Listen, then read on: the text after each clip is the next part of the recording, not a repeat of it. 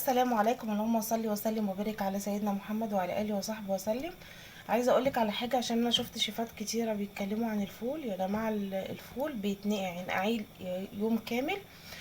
صدقيني الفوله ما شاء الله بتكبر معاكي كده وبتبقى زي الزبده، انما لو نقعتيه ساعه او ساعتين او 4 ساعات، لان في شيفات بيقولك ما تكتريش عن كده عشان الفوله مش عارفه بيحصل لها ايه. ولا ما تسمعيش الكلام ده، الفوله ما بتستويش يا جماعه. ده عن تجربه، اسمعي الكلام.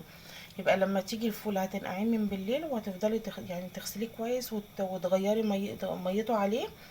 ده كده اهم حاجه. وبعد كده هتضيفي له الاضافات. هتجيبي ده اللي هو الفول المدشوش، ماشي.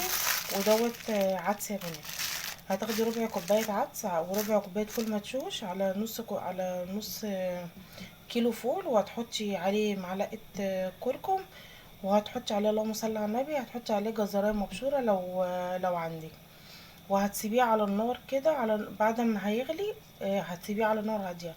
ولو الفول ما بيتزودش ميه بارده، الفول لازم تزودي ميه سخنه. انا قلت اقولك التركات دي عشان التركات دي مهمه جدا في الفول، عشان باذن الله يطلع معاكي فول كده حلو زي الزبده. وزودي له 3 معالق رز. الرز بيديله كده قوام تقيل وحلو. وقبل ما يستوي حطي كده شويه ميه سخنه آه، في في معلقه نشا ودوبيها وارميها على الفول معاكي، هيطلع معاكي زي العسل باذن الله. يلا لو عجبك القناه اعملي لايك واشتراك وشيروا الفيديوهات بالله عليكم. وبشكركم جدا، وكل سنه وانتم طيبين، وباي باي.